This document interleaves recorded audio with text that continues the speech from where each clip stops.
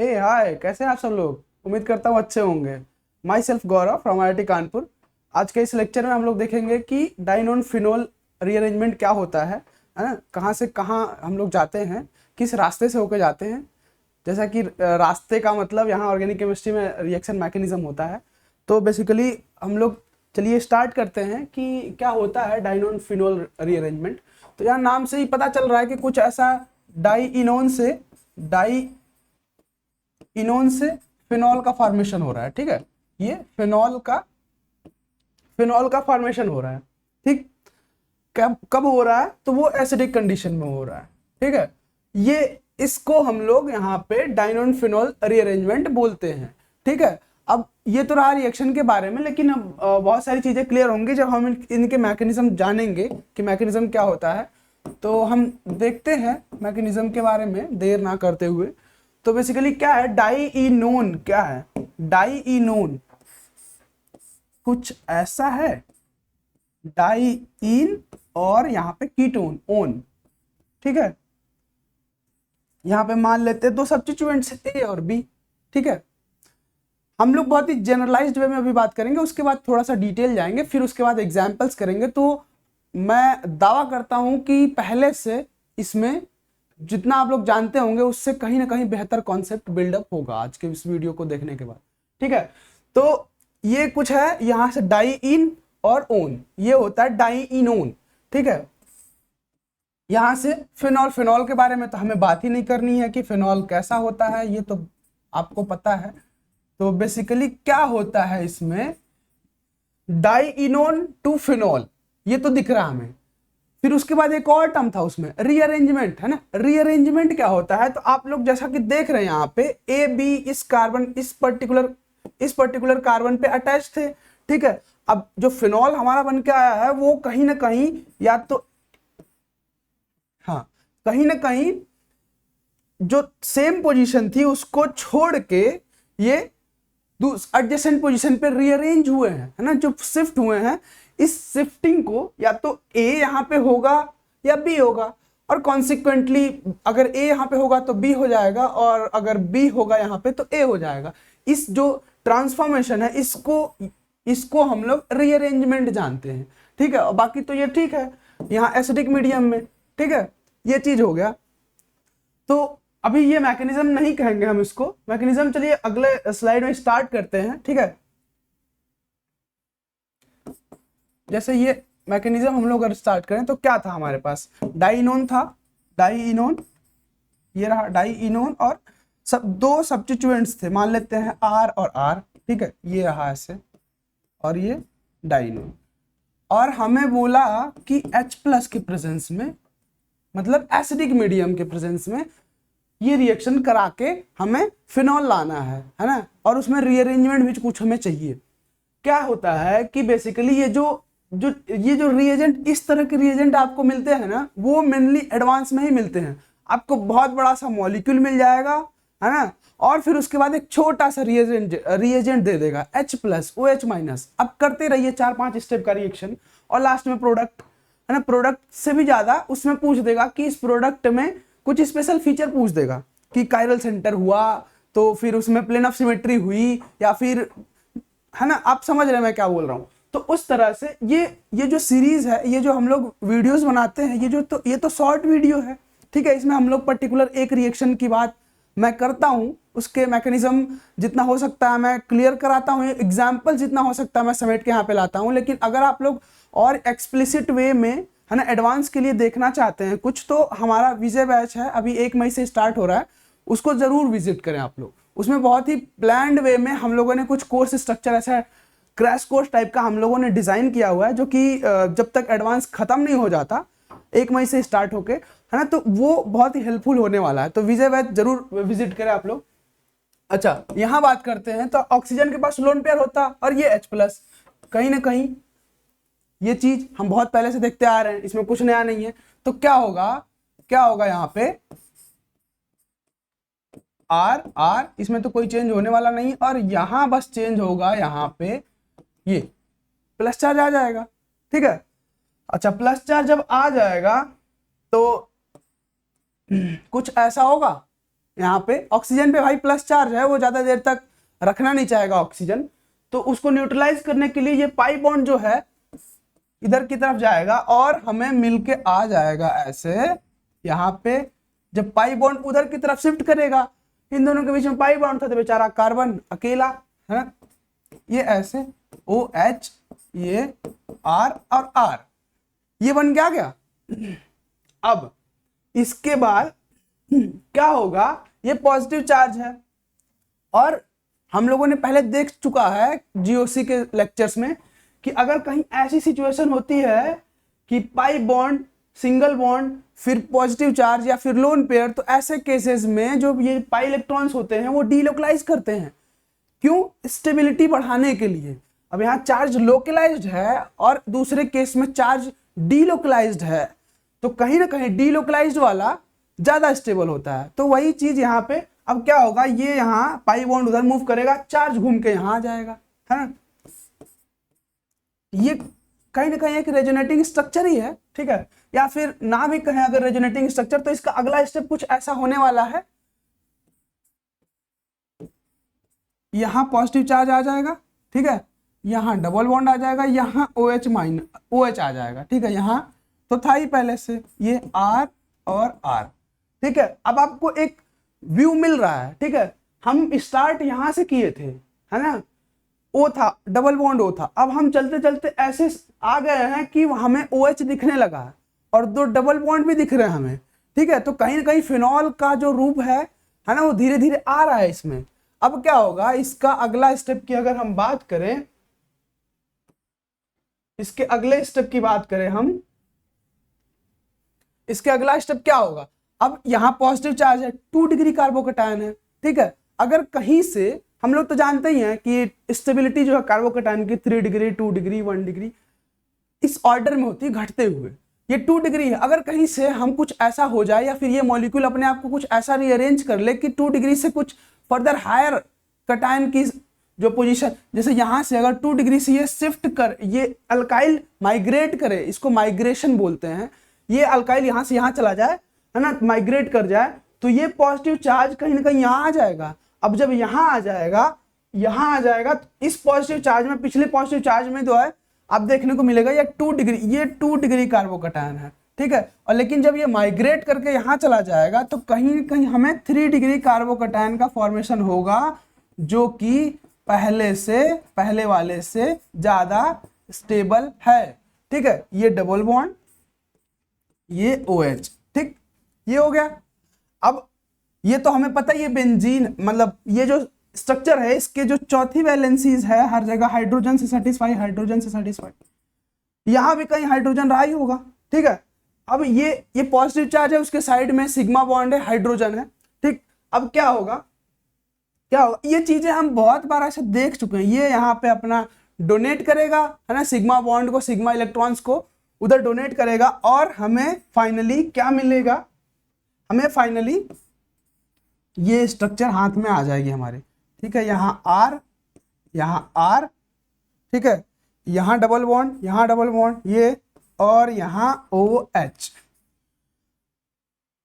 तो जब हमने रिएक्शन स्टार्ट किया था तो कुछ यहां से स्टार्ट किया था, बोला था कि डाइइनोन से फिनॉल हमें मिलेगा और वो सब्स्टिट्यूटेड फिनॉल होगा, वही तो मिला। यही हम ओवरऑल घूम के यही तो आए, डाइइनोन से शुरू किया हमने और फिनॉल का फॉर्मेशन हमारा हो गया, ठीक है, ये हो गई।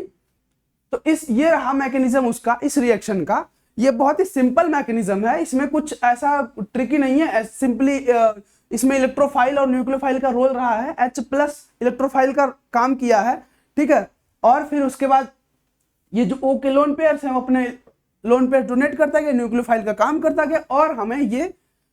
अच्छा, क्या हुआ कि यहां से लोग बोलेंगे कि ये रिएक्शन हो क्यों रही है ना, ये मतलब क्यों हो रहा है, क्या जरूरत है ऐसे होने की, ड्राइविंग फोर्स क्या है ना, कुछ लॉजिक होना चाहिए ना कोई भी स्टेप होने के लिए कि अच्छा हो क्यों रहा है। तो अगर देखा जाए तो ये वाला स्पीसीज हमारा फिनॉल है। फिनॉल मतलब आप देख सकते हैं ये एरोमेटिक है ना, ये एरोमेटिक है, लेकिन क्या ये भी एरोमेटिक था? नहीं, ये एरोमेटिक नहीं था। तो कहीं ना कहीं हम ये बोल सकते हैं, बहुत ही अच्छा स्ट्रॉन्ग रीजन दे सकते हैं कि जो ड्राइविंग फोर्स है इस केस में ना, वो एरोमेटिसिटी है इस कंपाउंड की।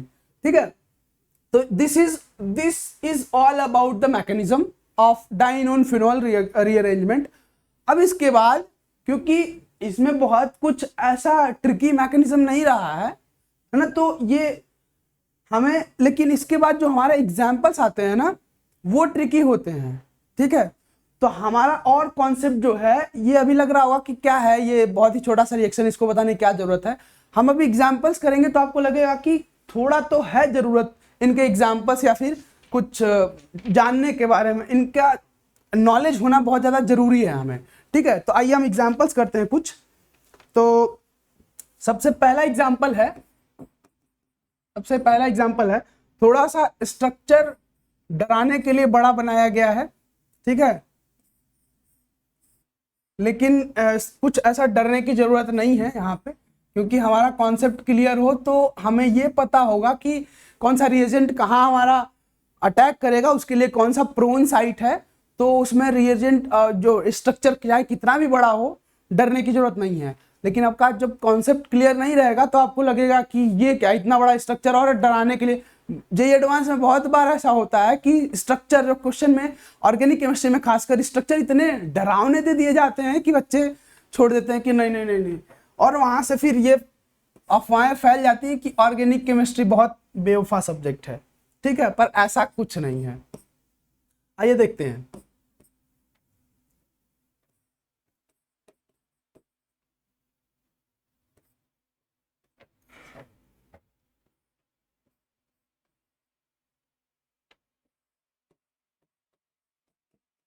ये दिया हुआ है हमको। ठीक है, ये हमारा है एग्जाम्पल। ये क्वेश्चन दिया होगा, एक भयानक सा स्ट्रक्चर है, लेकिन अगर उसमें स्ट्रक्चर में हम ऐसे घुस के थोड़ा सा देखें तो कहीं ना कहीं डाइइन और ओन, डाइनोन का स्ट्रक्चर दिया हुआ है। ठीक है, बाकी सब जो है पाई बॉन्ड्स हैं, है ना, और फिर उसके बाद हमें एसिड दिया हुआ है। तो पूछ रहा है कि हमारा प्रोडक्ट क्या होगा। तो अब हम अभी देखें कि ये जो लोन पेयर यहाँ अटैक करेगा, और हम अगर नहीं भी देखे होते तो यहाँ से सोचने का तरीका यही होता कि H+ है इलेक्ट्रोफाइल, तो कहीं ना कहीं इसको न्यूक्लियोफाइल की जरूरत होगी, और ये लोन पेयर उसको अपना दे देगा लोन पेयर। तो क्या होगा, है ना। अब मैं इसकी बात करूं, यहां से इसको कॉमन मान लेते हैं, इधर हमारे काम की चीज इतनी सी है।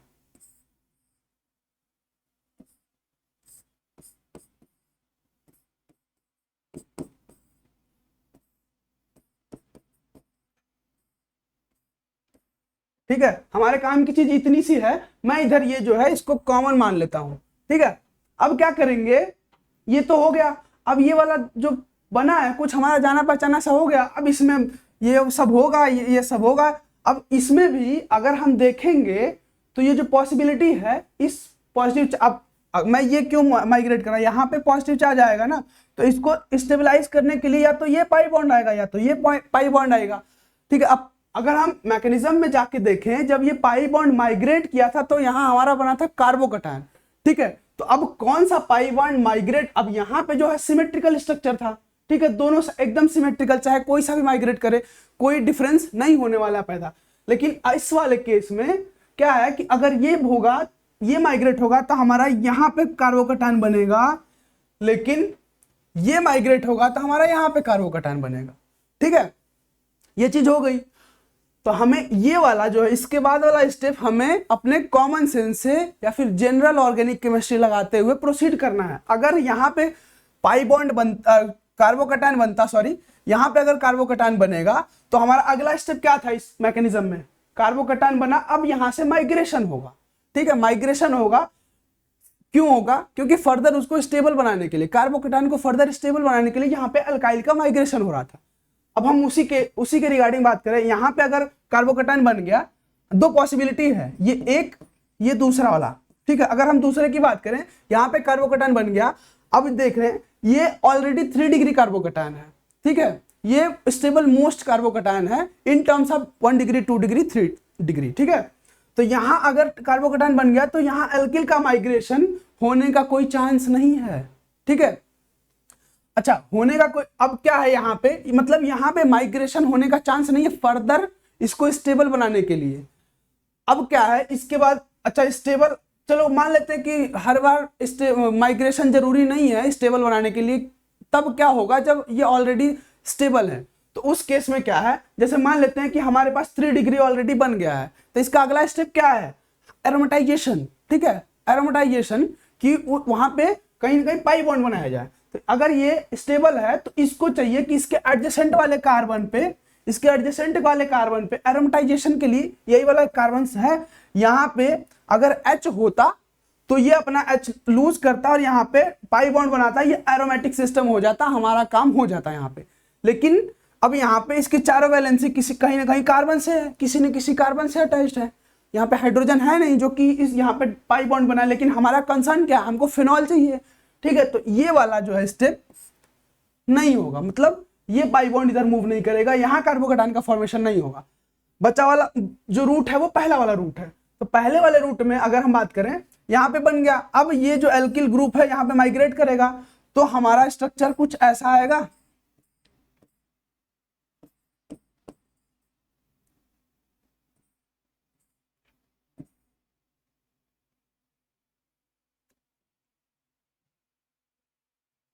ये वाला तो माइग्रेट कर रहा है ना, अल्काइल ग्रुप माइग्रेट कर रहा है, तो हमारा स्ट्रक्चर कुछ ये आएगा।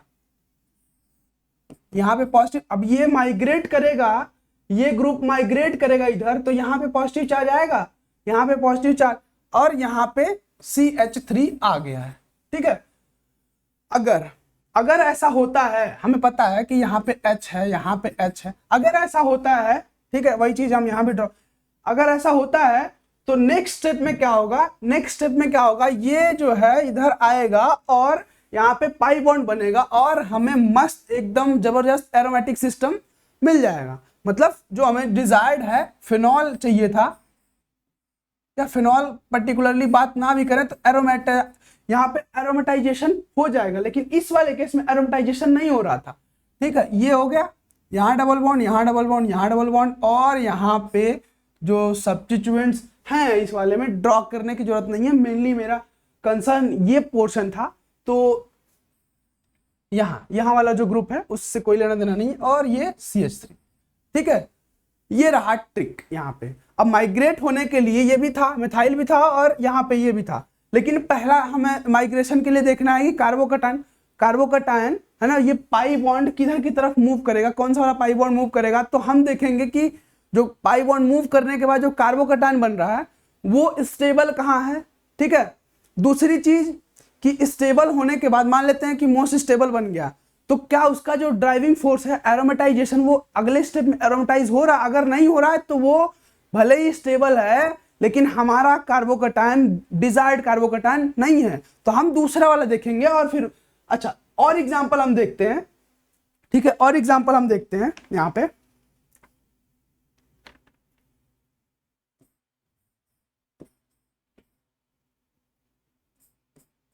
ये रहा डाइन और ओन। ठीक है, और यहाँ पे एक और सिस्टम, यहाँ भी सेम H+ दे दिया आपको और पूछ रहा है कि भाई बताइए प्रोडक्ट क्या है। ठीक है, पूछ रहा है कि बताइए प्रोडक्ट क्या है। अब क्या होगा इस वाले केस में, क्या होगा, यहाँ भी 2 चांसेस हैं, है ना, यहाँ भी 2 चांसेस हैं। ये H+ को तो सबसे पहले तो यहाँ पे इसको करो। ठीक है, यहाँ OH बन गया। अब 2 चांसेस हैं, मतलब यहाँ पे कार्बोकटायन मैं बना देता हूं,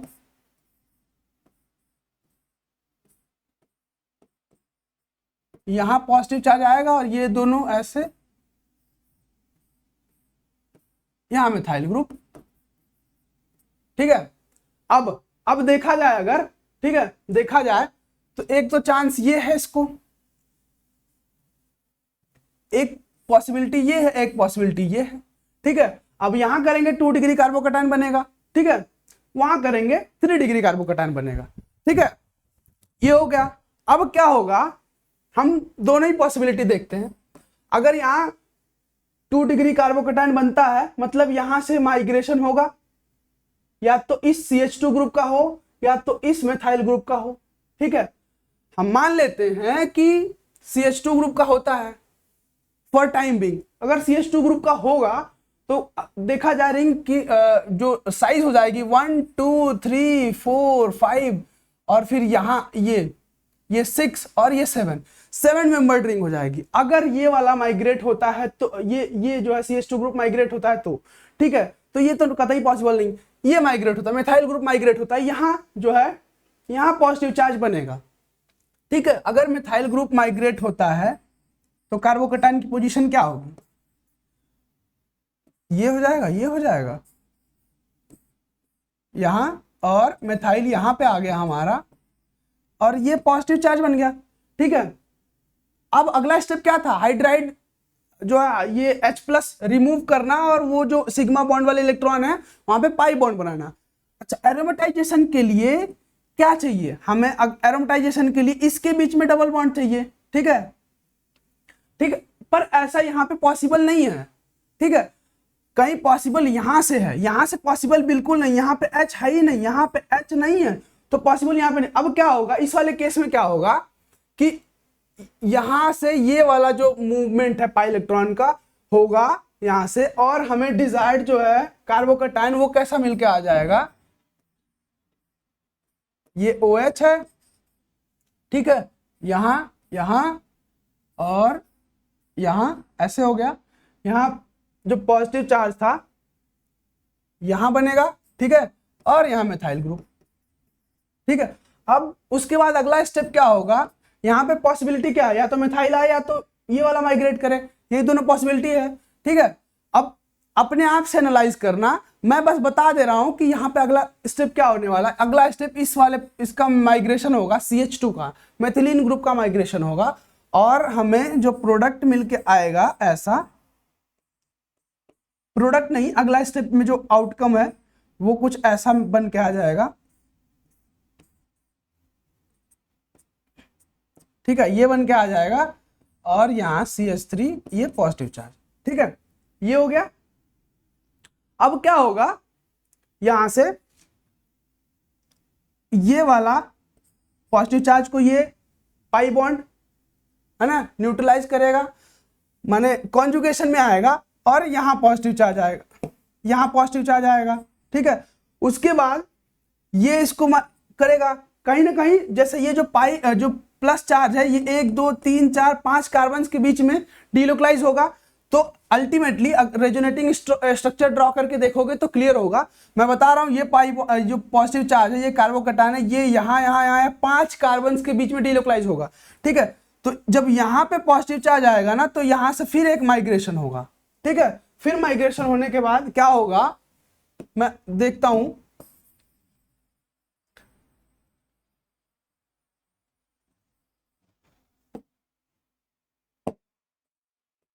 जब यहां से माइग्रेशन होगा तो क्या होगा, ये यहां से ये बॉन्ड कॉमन और फिर साइकिल। ठीक है, ड्रॉ करें अगर तो क्या था, यहां OH था। ठीक है, यहां डबल बॉन्ड, यहां डबल बॉन्ड, यहां मिथाइल था। ठीक है, और फिर उसके बाद इन दो इस बॉन्ड, ये जो कॉमन बॉन्ड है इसके अलोंग ये यहां पे रिंग जुड़ जाएगी। ठीक है, और पॉजिटिव चार्ज हमारा यहां आ जाएगा। ठीक, यहां तक तो कोई दिक्कत नहीं है। थोड़ा सा इसको पेपर पेन लेके है ना ड्रॉ करो, रेजोनेटिंग स्ट्रक्चर ड्रॉ करो, ज्यादा क्लियर होगी। अब यहाँ पे H तो है ही है, और यहाँ मूव करेगा और कहीं ना कहीं इसके बीच में डबल बॉन्ड बन जाएगा, और हमारा जो डिजायर्ड प्रोडक्ट है, जो एरोमेटाइजेशन की कंडीशन है वो भी फुलफिल हो जाएगी, और सब हंसी खुशी राजी घर भी हो जाएंगे। ठीक है, और यहां मिथाइल ग्रुप। ठीक है, ये चीज आप लोगों ने देखा, ये रहा। तो इसी तरीके से बहुत सारे एग्जाम्पल हैं मेरे पास, लेकिन उससे पहले मैं बता दूं आपको कि जो ये माइग्रेट हो रहे हैं ना, कभी मिथाइल माइग्रेट हुआ, कभी मिथिलीन माइग्रेट हुआ, तो इसकी ना एक ऑर्डर होता है, लेकिन मैं ऑर्डर नहीं बताऊंगा। ठीक है, मैं बताऊंगा कि क्या होता है, माने ऑर्डर कैसे आता है। ठीक है, तो जैसे मान लेते हैं, पिछले ही केस में मान लेते हैं, या फिर मैं एग्जाम्पल के थ्रू ही कराऊंगा, सही रहेगा। अब देखिए एक एग्जाम्पल हमारे पास ये भी है,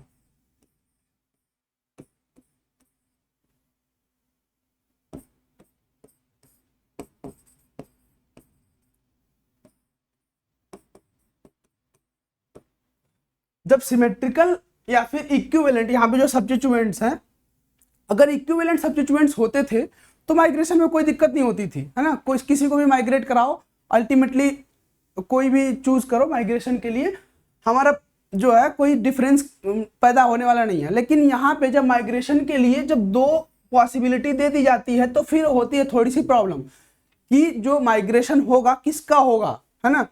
तो अगर हम बात करें यहाँ पे, हम बात करें थोड़ा डिफरेंशिएट करने के लिए, तो ये H यहाँ से अटैच होगा, यहाँ पॉजिटिव चार्ज बनेगा, और ये मान लेते हैं यहाँ पे पॉजिटिव चार्ज को न्यूट्रलाइज किया।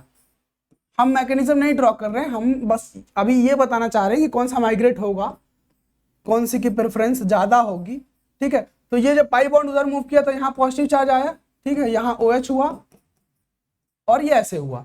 अब अगर अगर Me माइग्रेट करता है, यहाँ पे हम दो पॉसिबिलिटी देखेंगे।